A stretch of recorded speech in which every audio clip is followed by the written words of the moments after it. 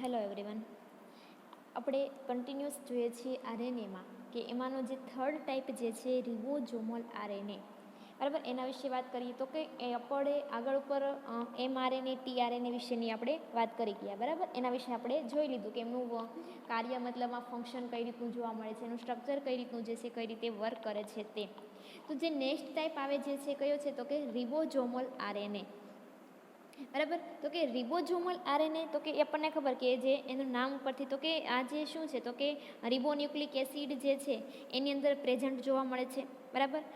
એની ribonucleic acid જે છે એ રિબોઝોમ્સમાં આવેલા રિબોન્યુક્લિક એસિડની અંદર પ્રેઝન્ટ જોવા મળે છે. આથી આનું નામ રિબોઝોમલ આરએનએ એવું કહેવામાં આવે છે. ફરી વાર કહું છું, શું કામ નામ આપ્યું છે રિબોઝોમલ આરએનએ?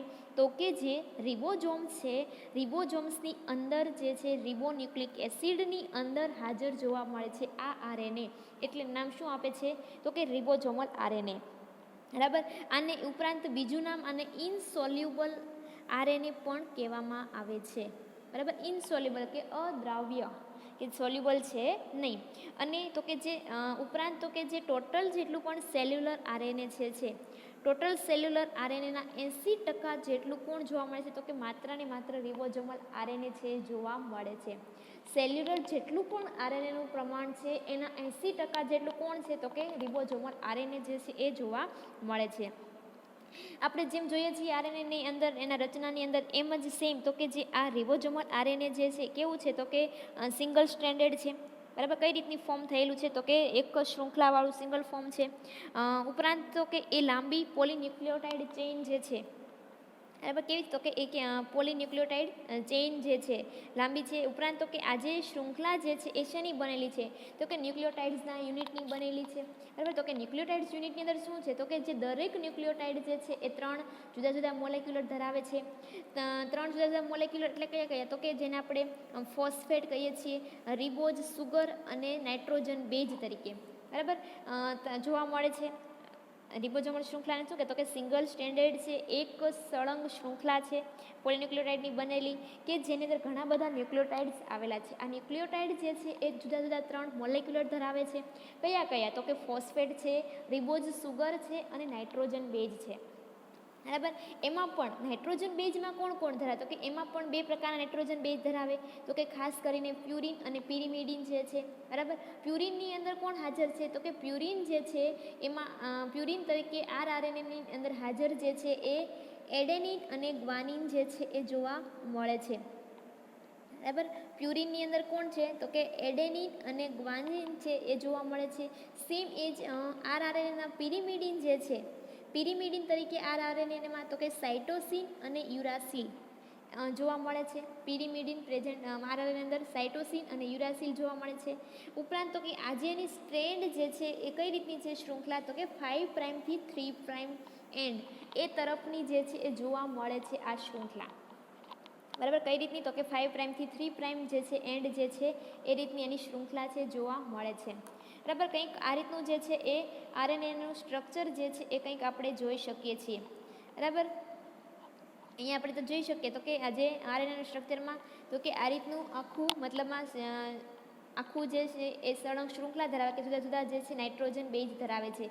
એનો શેડો તો કે 5 પ્રાઇમથી લઈને 3 પ્રાઇમ જે છે એન્ડ ધરાવે છે, મતલબમાં કે ન્યુક્લિયોટાઇડની અંદર શું છે તો કે ફોસ્ફેટ છે, સુગર જે છે, બરાબર, રિબોઝ સુગર છે અને કોઈ પણ જાતનો નાઇટ્રોજન બેઝ ધરાવે છે. નાઇટ્રોજન બેઝમાં એડેનિન જે છે, સાઇટોસિન, ગ્વાનિન છે અને યુરાસિલ જે છે એ કંઈક આ રીતની રચના છે એ ધરાવે છે.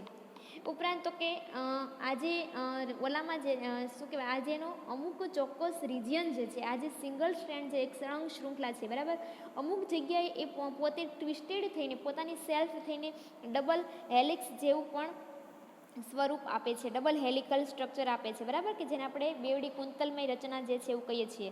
તો કે ટ્વિસ્ટ થઈને જે છે એ ડબલ એવું સ્વરૂપ પણ આપે છે. ઉપરાંત તો કે જે આ હેલિકલ રિજિયન જે છે, બરાબર, એ શેની સાથે તો કે એનો જે આ હેલિકલ રિજિયન જે છે એ ઇન્ટરવેનિંગ જે સિંગલ સ્ટ્રેન્ડ રિજિયન છે, સિંગલ શૃંખલાવાળા રિજિયન છે એની સાથે જોડાયેલો હોય છે, બરાબર. આજે પોતે શું થાય ટ્વિસ્ટ થઈને જે ડબલ હેલિકલ સ્ટ્રક્ચર જે છે એ સિંગલ સ્ટ્રેન્ડેડ સાથે કનેક્ટેડ હોય છે. આ જે હેલિકલ રિજિયન જે છે ત્યાં તો કે આ હેલિકલ રિજિયન જે છે ત્યાં મોટા ભાગે બેઝ પેર કેવી છે તો કે કોમ્પ્લિમેન્ટરી બેઝ પેર જોવા મળે છે. ક્યાં તો કે જ્યાં હેલિકલ સ્ટ્રક્ચર છે ત્યાં જે બેઝ પેર જે છે એકદમ કોમ્પ્લિમેન્ટરી છે, બરાબર, કે જે કોમ્પ્લિમેન્ટરી અંદર તેઓ મતલબમાં કે હાઇડ્રોજન બોન્ડ વડે જે છે એક સાથે જોડાયેલા જોવા મળે છે. બેવડી રચના છે એટલે નાઇટ્રોજન બેઝ જોડાયેલા છે તો શેના વડે તો કે હાઇડ્રોજન બંધ વડે તેઓ જોડાયેલા જોવા મળે છે. જ્યારે આ અનફોલ્ડેડ જે છે સિંગલ સ્ટ્રેન્ડ જે છે, બરાબર, કે સળંગ એક ફોલ્ડિંગ વગરનો જે રિજનવાળી જે શૃંખલા જે છે, બરાબર, એની અંદર તો કે એમાં કોઈ જાતના બેઝ પેર જે છે ત્યાં કોઈ જાતના કોમ્પ્લિમેન્ટરી જોવા મળતા નથી, બરાબર, કોઈ જટિલ બેઝ પેર ત્યાં હોતી નથી. શું કામ તો કે એનો નેચર જે છે મતલબમાં ત્યાં સિંગલ મતલબમાં બેઝ પેર જે છે એ એકદમ સિમ્પલ મતલબ આ રીતની હોય છે, કોઈ કોમ્પ્લિમેન્ટરી ત્યાં જોવા મળતી નથી. ઉપરાંત તો કે જે આ આરઆરએનએ જે છે એમાં પ્યુરિન અને પિરિમિડિન જે બેઝ છે એનું પણ પ્રમાણ એક સરખું હોતું નથી, બરાબર, નો ઇક્વિલિટી, કોઈ સમાન એનું પ્રમાણ પણ જોવા મળતું નથી આ જે આરઆરએનએ જે છે તેમાં પ્યુરિન અને પિરિમિડિનનું. હવે વાત કરીએ તો કે જે આરઆરએનએ જે છે એને તો કે એના જે સેડિમેન્ટેશન કોએફિશિયન્ટ જે છે એના આધારે એના 7 પ્રકારો પડે છે, બરાબર. ટીઆરએનએ ક્લાસિફાઈડ કરી શકીએ છીએ આપણે 7 પ્રકારોમાં. શેના આધારે તો કે એના સેડિમેન્ટેશન કોએફિશિયન્ટના આધારે. ખાસ યાદ રાખીએ કે જે ટીઆરએનએ જે છે, બરાબર, આરઆરએનએ જે છે એને આપણે એના સેડિમેન્ટેશન કોએફિશિયન્ટના આધારે 7 પ્રકારમાં આપણે એને વિભાજન કરી શકીએ. કયા કયા આવે તો કે 20S આરએનએ જે છે, 23 સ્વેડનબર્ગ આરએનએ, 60S, અહીંયા એસ શું દર્શાવે છે તો કે એનો એકમ જે છે સ્વેડનબર્ગ, બરાબર, એવો કોઈ એકમ જે છે એ દર્શાવે છે. 16S, 55S, 5.8S, 5S RNA, આ પ્રકારના જે છે એ મતલબમાં આરઆરએનએના પ્રકારો છે એ જોવા મળે છે. અહીંયા તો કે આ 20S આરએનએ જે છે, 18S આરએનએ જે છે, 5.S આરએનએ જે છે, પછી તો કે અને 5S આરએનએ જે છે, આ જે મુખ્યત્વે 4 જે છે 20S, 28, 18, 5.8 અને 5.S, આ જે આરએનએ જે છે એ તો કે ક્યાં આવેલ તો કે હાલમાં જેટલા પણ યુકેરિયોટિક સેલ જે છે, બરાબર, યુકેરિયોટિક કોષ જેટલા પણ છે એની અંદર આ 4 પ્રકારના જે છે મુખ્યત્વે આરઆરએનએ જોવા મળે છે. ફરી વખત કયા કયા 28, 18, 5.8 અને 5. આ જે સ્વેડનબર્ગ યુનિટ આ પ્રકારના આરઆરએનએ છે કેમાં જોવા મળે તો કે યુકેરિયોટિક સેલની અંદર જે છે એ જોવા મળે છે.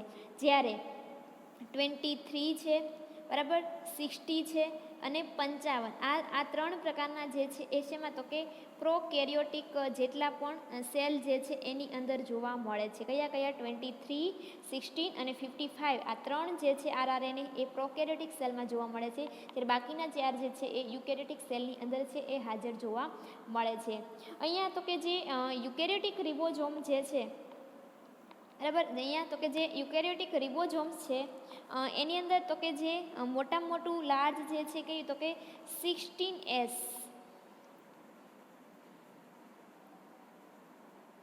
બરાબર, આ જે યુકેરિયોટિક સેલની અંદર તો કે 16S પ્રકારનું આરઆરએનએ જે છે એ સૌથી મોટું જોવા મળે છે. તો કે એના સબ યુનિટ તરીકે શું ધરાવે તો કે એના સબ યુનિટમાં જે છે 28, 5.8, 5S, આ જે 3 પ્રકારના જે છે એના સબ યુનિટ તરીકે પોતે આ રિબોઝોમલ છે એ ધરાવે છે. જ્યારે એનું યુકેરિયોટિક સેલનું જે નાનામાં નાનું 14S પ્રકારનું જે એનું જે 14S પ્રકારનું જે છે આરએનએ, બરાબર, રિબોઝોમલ જે છે એનું સબ યુનિટ તરીકે એ 18S પ્રકારના આરઆરએનએ ધરાવે છે.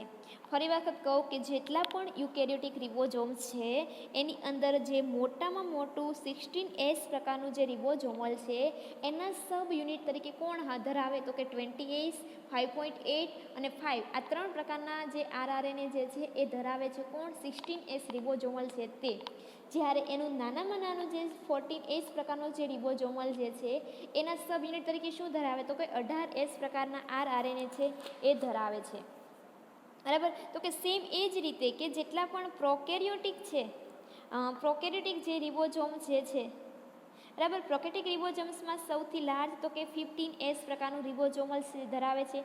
તો કે આજે 15S રિબોઝોમલ જે છે એના સબ યુનિટ તરીકે 23S આરએનએ અને 5S આરએનએ છે એ ધરાવે છે. પ્રોકેરિયોટિક રિબોઝોમ્સની અંદર મોટામાં મોટું 50S પ્રકારનું જે રિબોઝોમલ છે એના સબ યુનિટ તરીકે એ 23 અને 5 પ્રકારના આરઆરએનએ છે ધરાવે છે. જ્યારે એનું જ પ્રોકેરિયોટિક સેલનું જે 13S પ્રકારનું જે નાનું રિબોઝોમલ જે છે એ સબ યુનિટ તરીકે 16S પ્રકારનું આરઆરએનએ છે એ ધરાવે છે.